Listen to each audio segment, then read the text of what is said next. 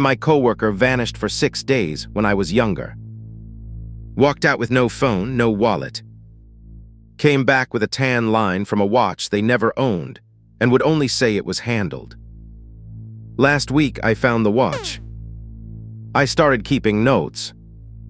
Dates, times, little inconsistencies. Alone, each one had an innocent explanation. Together, they formed a pattern I didn't like. I asked around the neighborhood casually. 2 people got friendly and vague. One woman went pale and closed the door mid-sentence. At the time, I thought nothing of it. I should have. The library keeps local archives. I found a clipping from decades back describing something almost identical, same detail, same date. The name in the article stopped me cold. It was my family's. My body figured it out before I did. I was jumping at cabinet doors, losing weight I didn't plan to lose, taking the long route past things I couldn't have explained avoiding. When people say trust your gut, they make it sound gentle, like intuition is a warm little lamp. It isn't. It's an alarm that goes off in your hands and your appetite and your sleep, weeks before your brain agrees to read the report. I set up a camera. The night it mattered, the footage shows 11:58, then 12:31. The gap isn't corrupted. The file simply doesn't have those minutes, and the timestamp never blinks. Keep that detail in mind. It matters later. I confronted my coworker with everything. They listened quietly, then said, "You have it backwards. We're not the ones being watched over. We're the ones doing the watching. And it's your turn." And then's nothing. Days of nothing. It went so quiet that I started apologizing to people for how worked up I had been. I want you to remember that quiet because it was not peace. It was the deep breath before the second half of this story. So I ran a test. Quietly, carefully, in a way where only I would know the result.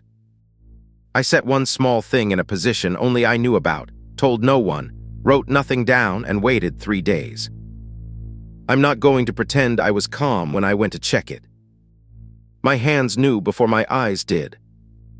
The test came back positive. Whatever this was, it was paying attention to me specifically. My coworker begged me to drop it. Not "this is silly," begged. When I asked what they knew, they said the worst sentence I've ever heard. It's better if only one of us has to carry it. I found the receipts. Cash payments, same amount, going back years, from an account in my own name that I never opened. Someone has been paying for something on my behalf since before I could walk. This is where it stops making sense. It was 2 in the morning when I did the thing you should never do. I started searching. Forums, archived threads, local groups with 11 members, and no posts since years ago. On the 4th page of results, I found a post describing my situation. Not something like it, my situation detail for detail. It was written long before any of this started happening to me. The account that posted it has never posted again. A stranger stopped me at the gas station, called me by my childhood nickname, and said, "Tell your family it's almost square." By the time I processed it, he was gone. I finally matched the handwriting. It took weeks. The slant, the strange capital G. It's mine. Older, shakier, but mine. There was one good day in the middle of all this, and I want it on the record. A whole day where nothing happened, where we laughed at dinner, where I caught myself thinking maybe I'd inflated everything. I'm including it because you deserve the whole truth, and because of what I know now, it wasn't a day off. It was the last time I was being given the chance to stop looking. I want to pause and answer the question everyone will ask. Why didn't I just walk away or tell someone or stop? Because from inside, it never feels like a moment you can point to. It escalates 1 degree at a time, and you adjust, and then one day you look up and the water is boiling. Days went by, and I told exactly one person the whole truth. They listened without blinking, and then said the sentence that reframed everything. You already know, don't you? I didn't. But the second they said it out loud, I did. I tried going back to normal life. Work dinners, small talk about the weather. But once you've noticed a thing like this, normal has a crack running down the middle of it, and everything you look at starts to lean. I started documenting everything after that.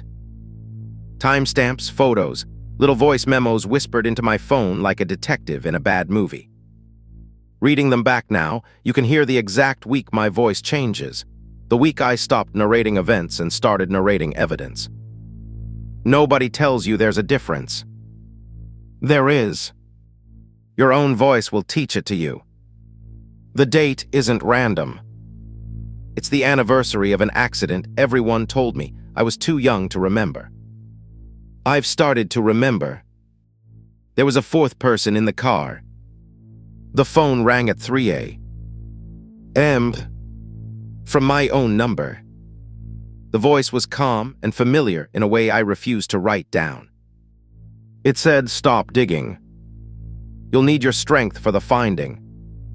Next year is the last labeled postcard. I'll be waiting on the porch when it arrives. Whatever collects the final payment is going to meet me. I'll update if there's anything left to say." Update: a lot of people asked for proof. I can't share it without giving away who I am, but someone in the comments guessed almost exactly right.